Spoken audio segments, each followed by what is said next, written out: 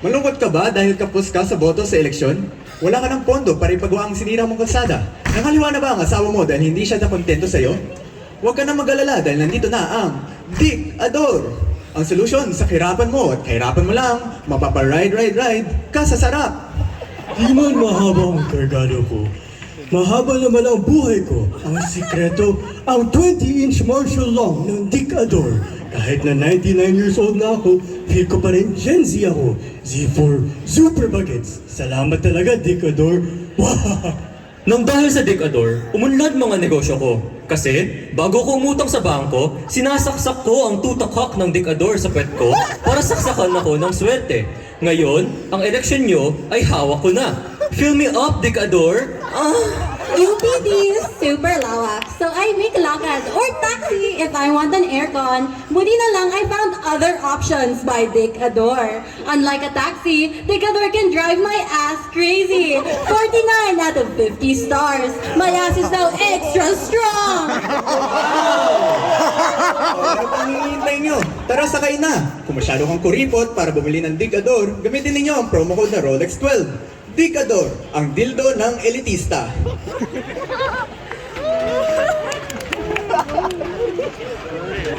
Sa episode na ito ng Kep's Amazing Stories, masasaksihan natin ang mating practices ng dalawang Crocodylus bayagus o mas kilala bilang buhayang may titi sa noo. Nakikita natin ngayon ang isang Crocodylus bayagus na si Buhaya BM. Mukhang nagugustuhan niya ang isa pang si Inday Buhaya na mas malaki ang kargada. Paano kaya makukuha ni Buhaya BM ang kanyang gustong kabiyak? Kailangan galingan ng buhayang ito ang kanyang panliligaw sa kanyang minamahal. Kailangan nating magkaisa. Gumagana na ang kanyang teknik.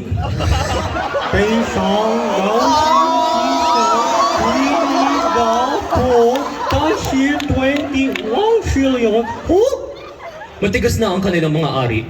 Ayan! Pwede na silang mag-mate. Napakagandang makita ang biyaya ng kalikasan. Sana all nakikipagsabuatan. Nakabit na nila ang unity. Sama-sama na silang babangon muli mula sa kanilang paglalampungan.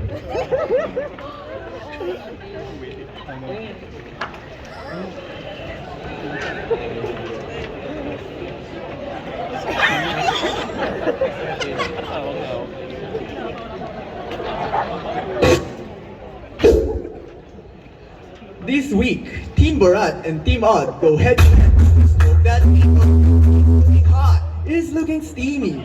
Ready, get set, go!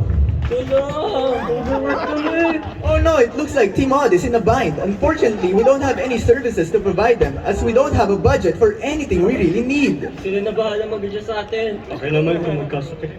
And Team Borat doesn't care. Congratulations to Team Borat for stroking their ego and making it harder for everyone.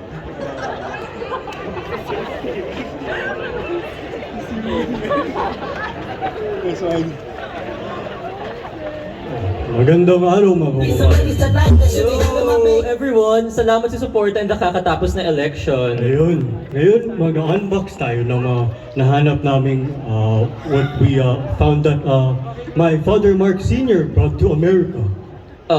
Dad? What are those? Anak, those are Dick Adors. My father had them made especially for us as gifts. See, one's for your Tita Wiley and one's for me.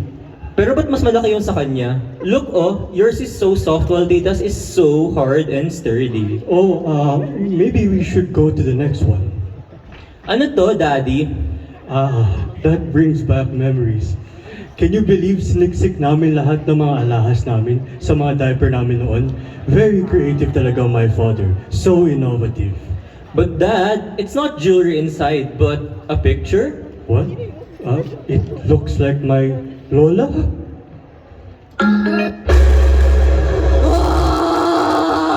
Ginawa niyong dalhin lahat ng yaman ko, pero ako, ang ina ng inyong pamilya, iniwan niyo akong may sakit sa ospital! Anong klaseng pamilya kayo?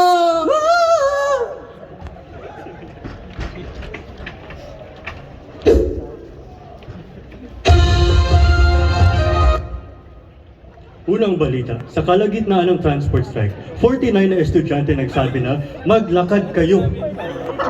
Susunod, dahil sa epektibong pag-red tag at pagsalakay ng hukbong sabong sa Himus Cavite, nahanap na ang Shabusaya leader na si Francisca Dagahoy. Sinalakay ng hukbong sabong ang isang hideout ng NBA sa Himus Cavite at doon natagpuan si Dagahoy. Nandito siya ngayon para masagot ang aming mga tanong.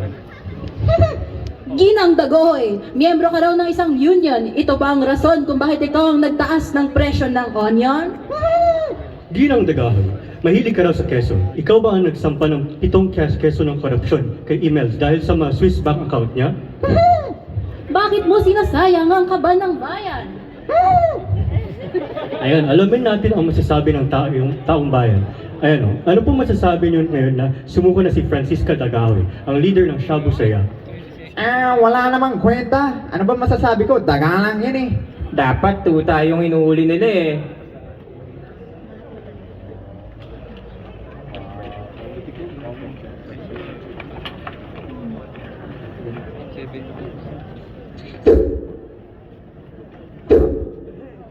Ha? Wala na? Di ka pa ba nagsasawa sa ganito? Pare-parehong kwento, kahit ilang dekada nang lumipas. Nakita na natin to dati eh. Hanggang ngayon ba, hahayaan lang nating maulit muli? May mga totoong tao na sasaktan. May mga totoong buhay na apektuhan. At hanggang ngayon, may mga bangkay na hindi pa natutuklasan.